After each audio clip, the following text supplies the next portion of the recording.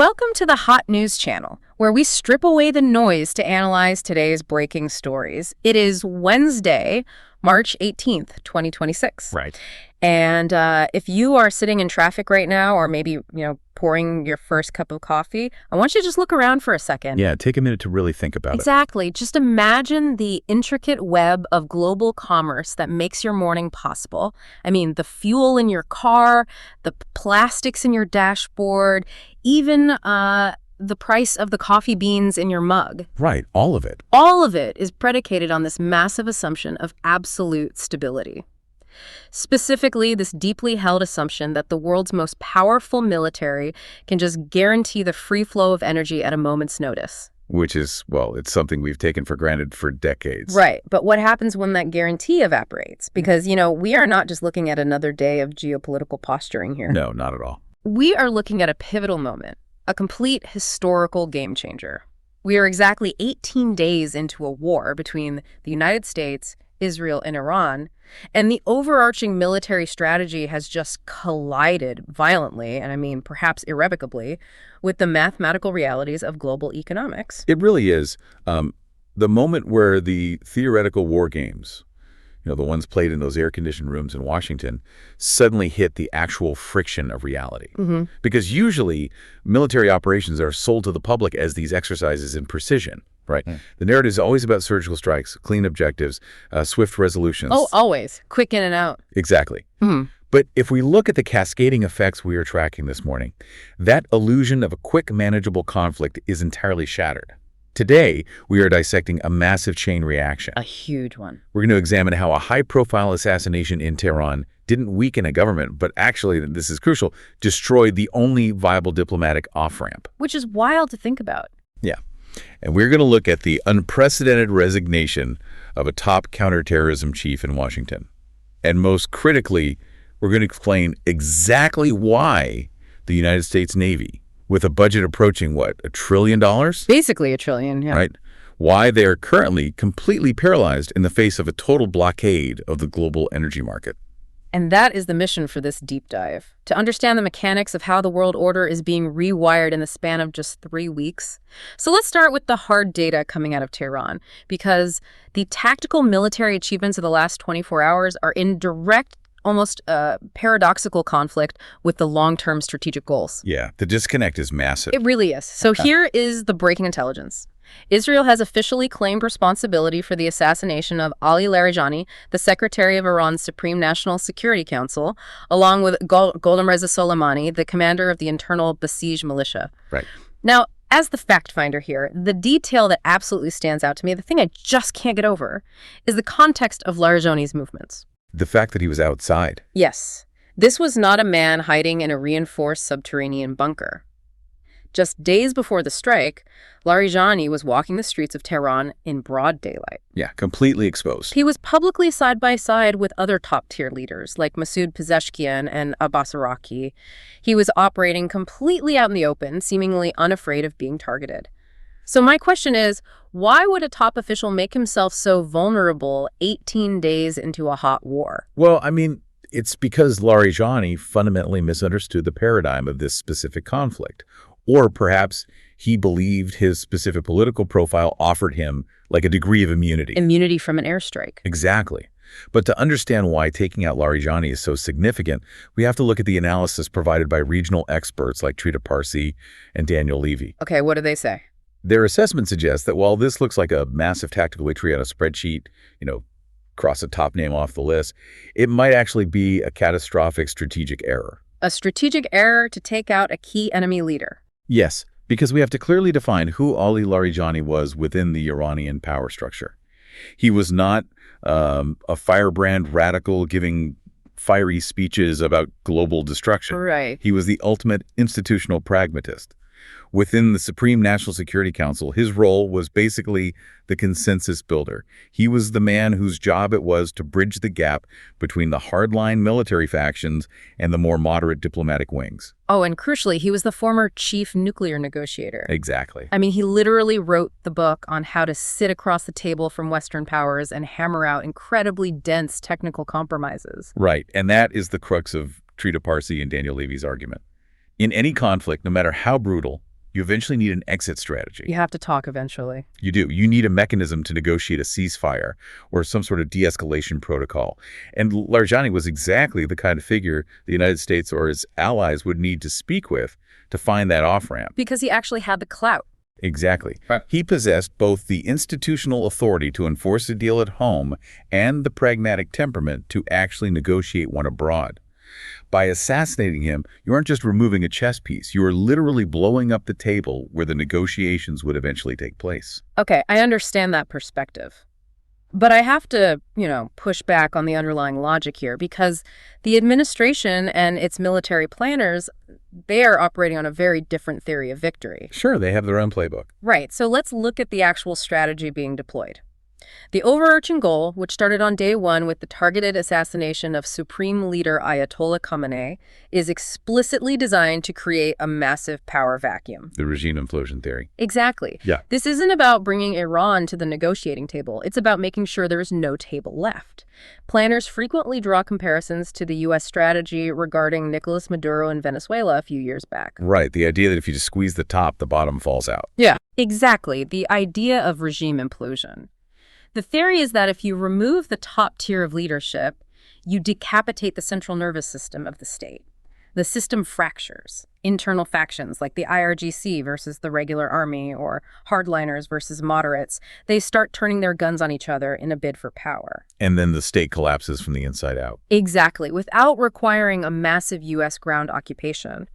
From a purely mechanical standpoint, removing the central authority to trigger internal collapse is a recognized geopolitical tool. It is a recognized tool, absolutely. Yeah. But it is one that relies on a deeply flawed analogy in this specific case. How so? Well, if we examine the analysis by Matthew Ho and Fouad Azadi, we see exactly why comparing Tehran to Caracas is a fundamental miscalculation. Okay. The regime implosion theory only works if your adversary is a fragile autocracy built entirely around a single personality cult, or, essentially a glorified financial cartel where loyalty is bought and sold on a daily basis. Right, where everyone was just out for themselves. Exactly.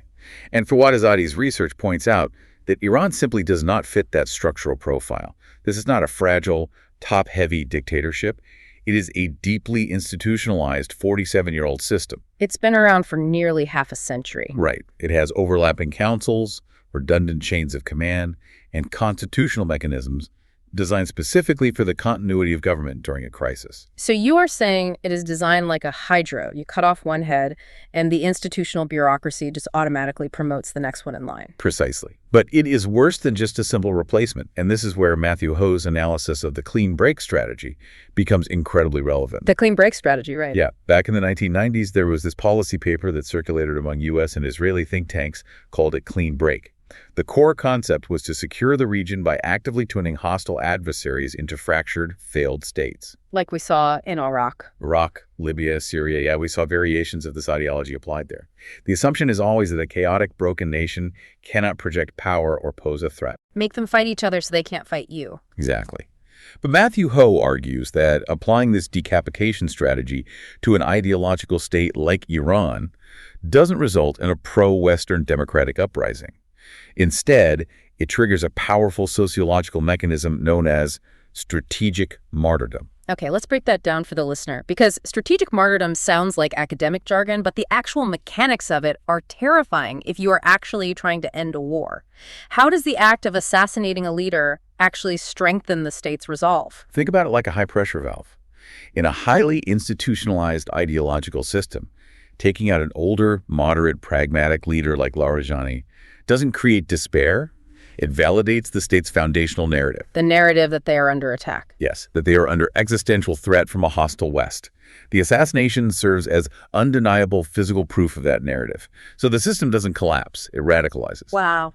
The older generation, which, may have been cautious or willing to compromise based on decades of political wear and tear, is instantly replaced. And who replaces them? A younger, highly motivated, deeply ideological generation of commanders. Guys who grew up entirely under sanctions and who viewed diplomacy not as a tool, but as flat-out treason. Oh, that's a chilling thought. By executing this decapitation strategy, the analysis suggests the coalition hasn't accelerated a victory.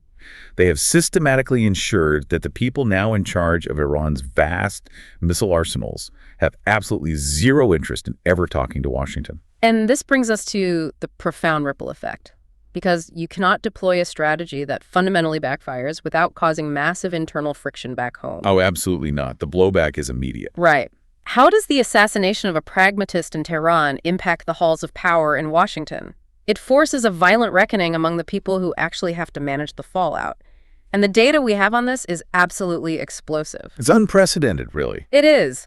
We are talking about the unprecedented resignation of Joe Kent, the director of the National Counterterrorism Center. And he didn't just quietly clean out his desk and cite spending more time with his family.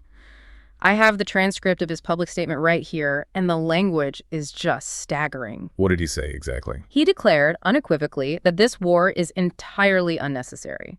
He stated on the record that Iran posed no imminent, actionable threat to the United States homeland. Let that sink in for a second. The top counterterrorism official. Exactly. And most shockingly, he explicitly blamed a powerful Israeli lobbying effort for creating an echo chamber within Washington, an information silo that actively deceived the administration into greenlighting a disastrous, unprovoked war. To truly grasp the gravity of this moment, we really have to look past the political theater and examine the actual profile of Joe Kent. Who is he? He is not a peripheral, mid-level bureaucrat who just disagreed with a policy memo. Right. This is a man whose entire identity is forged in the military intelligence apparatus. He is a combat veteran who deployed 11 separate times. 11 times? Yeah. And we cannot ignore the personal weight he carries. His own wife, Shannon Kent, was a highly decorated intelligence operative who was killed in action by ISIS in Syria. Right. This is a family that has paid the ultimate, unimaginable price for American foreign policy in the Middle East.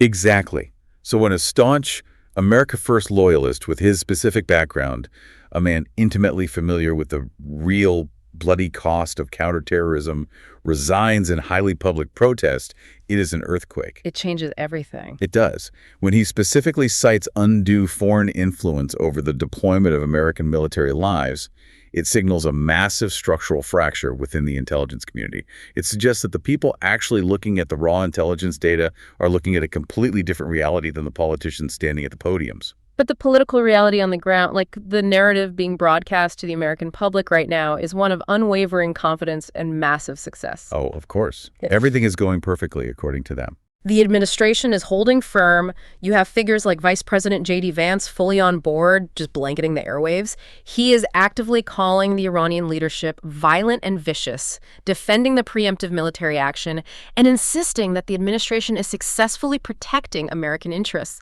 and permanently dismantling a latent nuclear threat.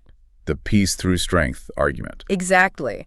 The overarching argument from the White House is that they are demonstrating peace through absolute uncompromising strength. And, well, as analysts, our job is to impartially hold that public narrative up against the harsh light of the operational reality. Mm-hmm. If we look at the deep assessments coming from analysts like Mohammed Morandi and Max Blumenthal, they argue that the stated public objectives of the administration are objectively and demonstrably failing. Failing how? Well, the implicit promise to the American public, mirroring the assumptions of that regime implosion theory we talked about, was a quick surgical intervention. But here we are, 18 days in. The United States is not extracting itself. It is getting deeply bogged down in a multi-front, asymmetric quagmire. Yeah, the costs are piling up. The financial costs are skyrocketing, and the strategic position is deteriorating rapidly. Which forces you, the listener, to grapple with a very uncomfortable contradiction. Max Blumenthal and Mohammed Morandi frame it brilliantly. Yeah, their framing is perfect here. If the director of the National Counterterrorism Center, literally the person whose job description is to identify threats to the homeland, is publicly stating there was no imminent threat, then the entire foundational justification for the war collapses. It vanishes. Right. The analysts are posing this critical question. If American lives are not being protected from an imminent threat, whose strategic interests are actually being served by continuing this massive escalation? And to answer that question, or to even understand why the situation is spiraling so rapidly out of Washington's control, we have to transition away from the political rhetoric and look at the physical mechanics of the global economy. Have to follow the money. Exactly. because all of this political infighting in Washington is essentially rearranging deck chairs on the Titanic if you don't understand the real lever of power being pulled right now. And what's that lever? That lever isn't military hardware, it is the price of a barrel of crude oil. Oh, let's lay out the hard, undeniable economic data on that, because the chokehold we're witnessing is staggering in its speed and efficiency. It happened overnight. The Strait of Hormuz, the vital maritime artery through which roughly 20% of the world's oil flows, is completely closed to Western commercial shipping. Sit up, dude. And the immediate market reaction has been violent. Crude oil has spiked past $100 per barrel. That is a 45% increase in under 3 weeks.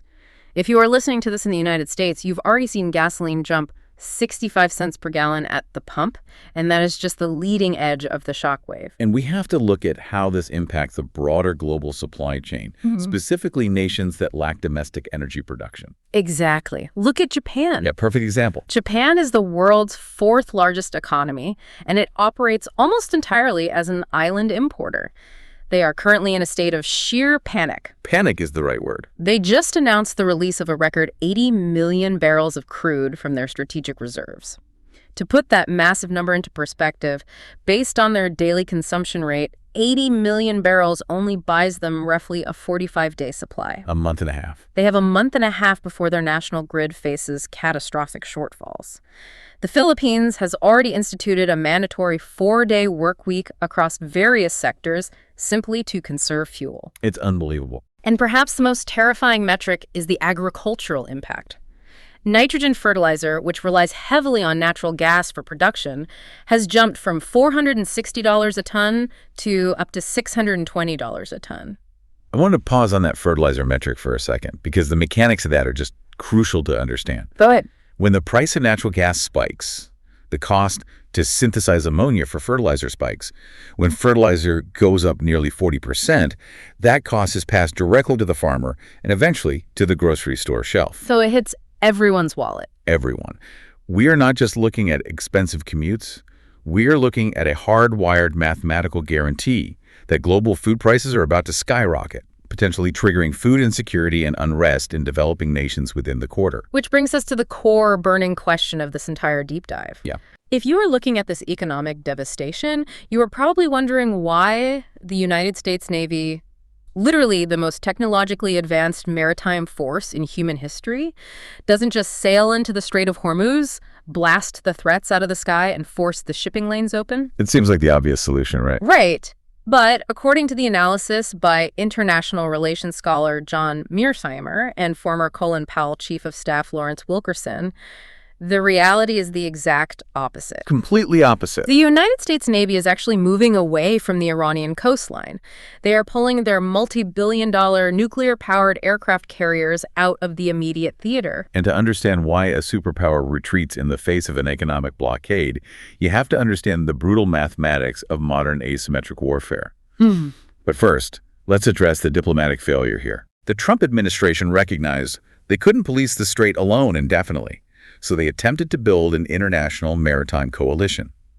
They officially called on Europe, NATO allies, China, and Japan to send their own warships to help escort commercial supertankers through the choke point.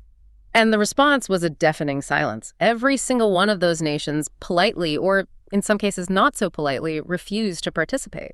They wanted no part of it. Why? Why would nations whose economies absolutely depend on that oil refuse to help protect it? Because their military planners understand the physical geography of the Strait of Hormuz. We often picture oceans as vast, open battlefields. Like the Pacific in World War II. Right, but the strait is essentially an hourglass. At its narrowest point, it is only 21 miles wide, but the actual deep-water shipping channels that a massive supertanker can navigate are only about 2 miles wide in either direction. Just 2 miles. Yes. Furthermore, the water is relatively shallow, and the currents are treacherous. You cannot take a massive, lumbering oil tanker and speed through it.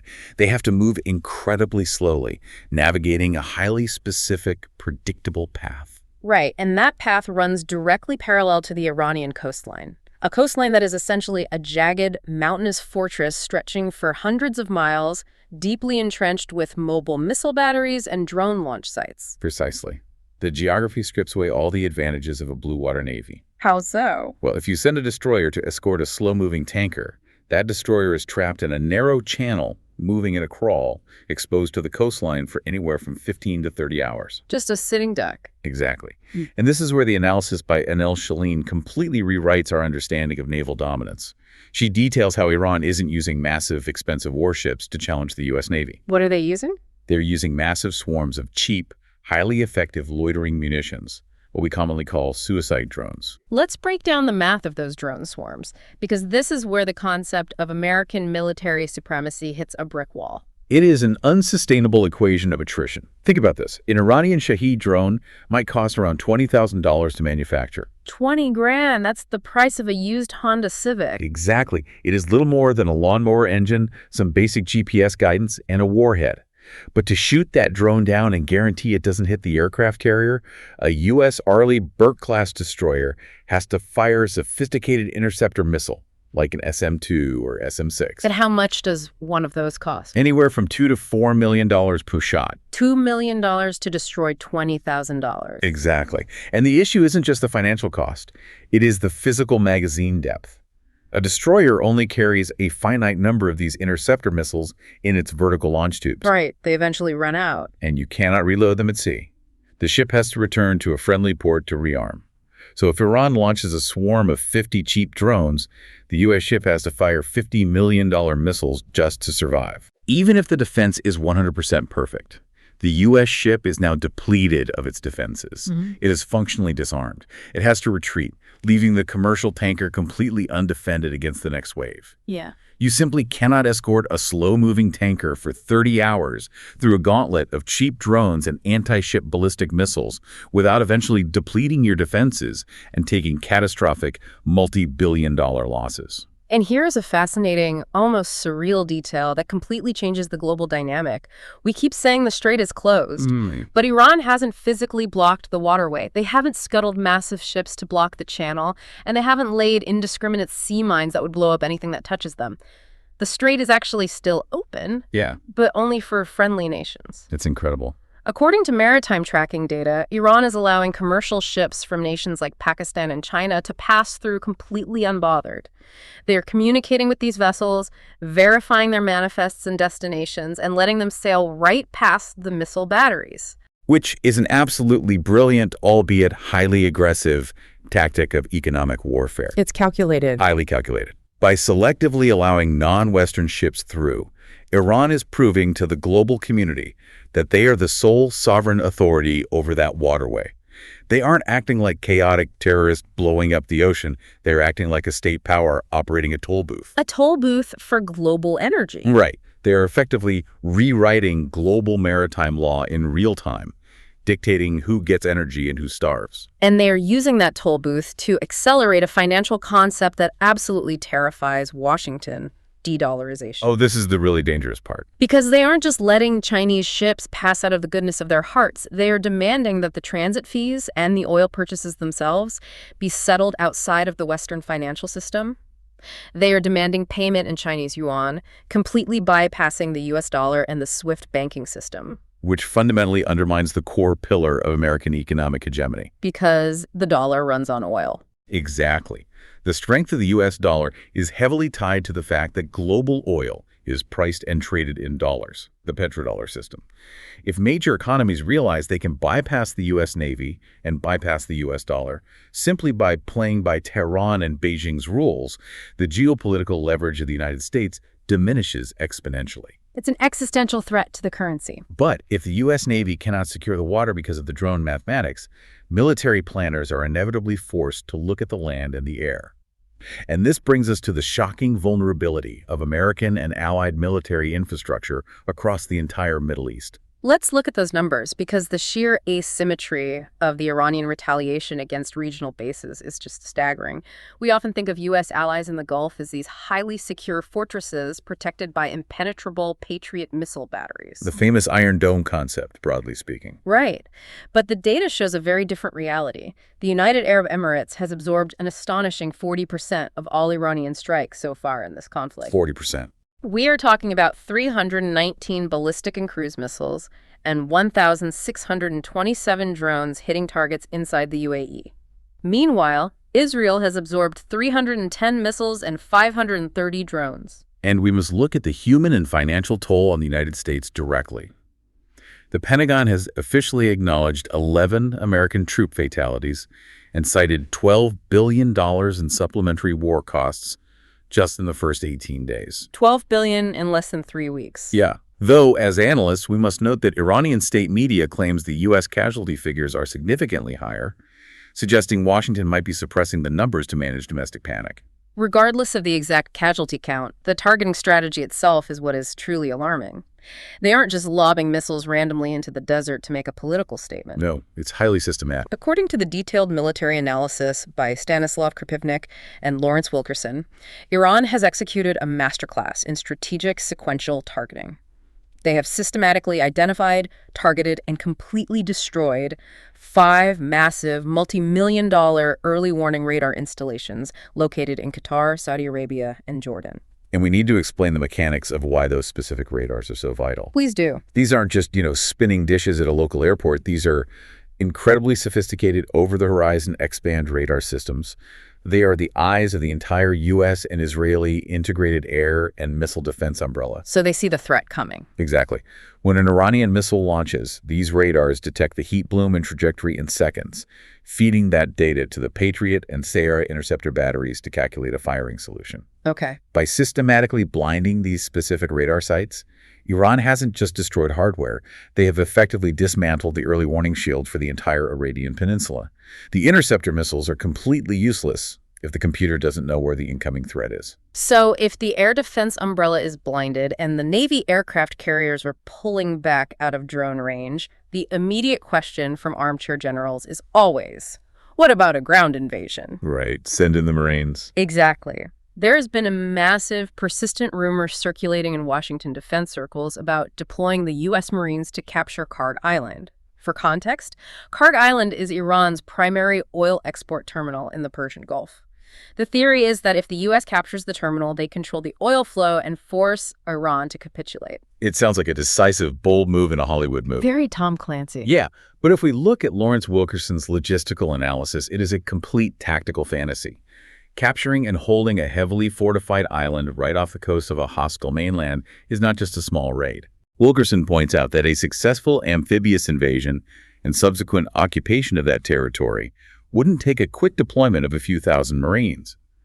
Given the entrenched defenses and the constant threat of asymmetric counterattack, it would require a massive, sustained footprint of at least 100,000 ground troops. 100,000. And that has to be accompanied by months of incredibly visible logistical buildup.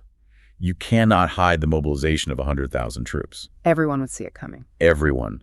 And politically, finding that manpower would almost certainly require a national discussion about reinstituting the military draft, which is, frankly, political suicide. Furthermore, the U.S. military is currently grappling with severe internal crises regarding equipment readiness and atrophy.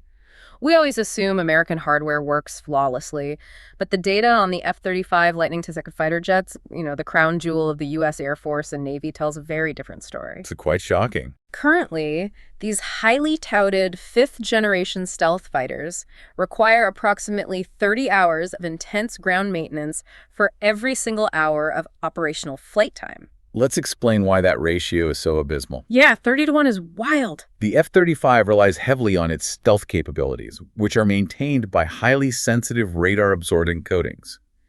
In the harsh, abrasive, sand-filled environment of the Middle East, those coatings degrade rapidly. The sand just eats it up. It really does. The complex avionics and software systems require constant troubleshooting. You cannot sustain a high-tempo, continuous ground invasion when your primary source of close air support is stuck in a hangar being repaired for 30 hours after a single bombing run.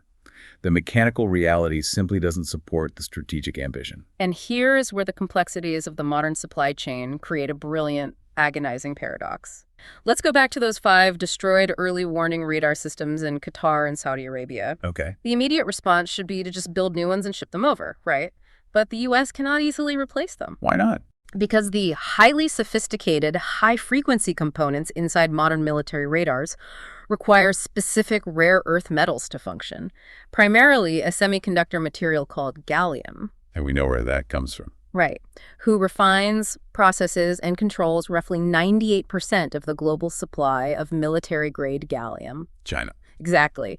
The United States cannot rebuild its destroyed missile defense network to fight Iran without explicitly asking for raw materials from Beijing. Which is quite the predicament. And Beijing is currently sitting back, watching its geopolitical rival bleed treasure and influence in the desert, perfectly happy to restrict export licenses for those exact critical minerals. Which perfectly synthesizes the master strategy we are witnessing unfold. We have to connect all the dots here. Let's do it. All of these seemingly disparate pieces, the targeted assassinations that backfire and radicalize the adversary, the domestic resignations and political fracturing in Washington, the closed shipping straits, the blinded early warning radars, and the reliance on Chinese supply chains, they all point to a massive, violently accelerated shift in global power dynamics. They're all connected. What we are analyzing is not just a regional conflict over a specific piece of geography.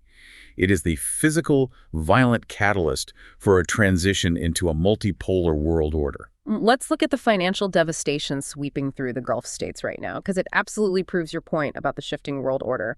We think of places like Dubai, Abu Dhabi, and Doha as these untouchable citadels of extreme wealth. Right, glittering cities in the desert. But their entire modern economic model is incredibly fragile. Massive world-class aviation hubs like Qatar Airways, Emirates, and Etihad are functionally grounded right now. Nothing is flying. The airspace over the region is simply too saturated with ballistic missiles and drones for insurance companies to allow commercial flights. And aviation is just the tip of the spear. The entire business model of the Gulf states over the last 2 decades was built on marketing themselves as a hyper-secure, tax-free, safe haven for global finance, luxury tourism, and massive technology data centers. Right. Come park your money here. Exactly. They built glass skyscrapers in the desert based on the promise of absolute security provided by the American military umbrella. But with hundreds of missiles raining down and bypassing those blinded radar systems we mentioned, that illusion of security is completely shattered. It's gone. The capital flight is instantaneous. Investors do not park billions of dollars in tech infrastructure in a live-fire war zone. That economic model is imploding practically overnight. According to the economic analysis by Yanis Varoufakis and Alexander Mercouris, what we are looking at on a global scale isn't just a temporary blip of inflation that the Federal Reserve can fix by tweaking interest rates. Oh, this is much deeper. We are standing on the precipice of global stagflation. Let's explain what that means for you, the average listener. Stagflation is the absolute worst-case scenario for an economy. It's a nightmare. It means you have skyrocketing inflation, driven by the $100 oil and the soaring fertilizer prices, combined with stagnant economic growth and rising unemployment, as factories shut down because they can't afford energy, like we are seeing with the 4-day work weeks in the Philippines. Right. Yanis Varoufakis and Alexander Mercouris argue that Iran's strategy is deeply mathematically calculated. They know full well they cannot march an army across the ocean and invade Washington. But they don't have to. Exactly. Their strategy relies on asymmetric economic warfare. They know they can inflict such profound, unsustainable economic pain on U.S. allies, on global supply chains, and on the average consumer at the gas pump that eventually the political pressure becomes insurmountable. People will demand it stops. They are betting that the American public and European allies will scream so loudly about the cost of living that they force Washington to demand a retreat. But is it possible that Washington just, grits its teeth? Can the administration salvage its global hegemony by simply pressing forward, absorbing the immense financial and political cost, and hoping that Iran's domestic economy breaks before the global market does? Well, according to the geopolitical analysis by former U.S. Ambassador Chas Freeman, that is highly unlikely because the United States is essentially fighting the wrong war against the wrong adversary. What does he mean by that? Chas Freeman points out that Russia and China are the ultimate quiet beneficiaries of this exact scenario. While the United States pours $12 billion and precious, irreplaceable interceptor missiles into the sands of the Middle East, it is essentially exhausting its critical munitions stockpiles. Emptying the armory. Every SM-6 missile fired at a $20,000 drone in the Persian Gulf is a missile that cannot be deployed to defend Taiwan and the Pacific or sent to support Ukraine and Eastern Europe. It is a massive, self-inflicted strategic drain. Precisely. The United States is stretching its military capacity to the breaking point in a secondary theater. And at the exact same time, the aggressive weaponization of the U.S. dollar through sanctions, combined with the sheer chaos in the global oil markets, is driving the nations of the global south rapidly away from the Western financial system. They're looking for alternatives. When countries see that relying on the dollar means they can be cut off from energy or sanctioned at a moment's notice, they accelerate their transition to alternative systems like the BRICS economic bloc or trading in yuan, which we already see happening in the Strait of Hormuz. So what does this all mean for us? We started this deep dive talking about the expectation of precision in war, comparing it to an X-ray showing a broken bone that a doctor can simply snap back into place. But the machine is broken. Exactly. As we have explored, that diagnostic machine is completely broken. The illusion of a quick surgical war has evaporated under the harsh light of reality. By destroying the diplomatic off-ramps through targeted assassinations, and by entirely underestimating the brutal mathematics of asymmetric economic warfare and drone swarms, the United States and Israel appear to have locked themselves into a grinding multi-front conflict. A conflict with no clear way out. Right. It is a conflict where the sheer size of your aircraft carrier simply cannot solve the mathematical reality of global energy dependence and broken supply chains. It is a profound realization. You cannot shoot a ballistic missile at inflation. No. You cannot bomb the price of agricultural fertilizer back to a normal level. And you cannot maintain global dominance when the foundational tools of your power, your currency, and your navy are being systematically neutralized by cheaper asymmetric alternatives. Which leaves us with a final provocative thought for you to mull over as you go about your day.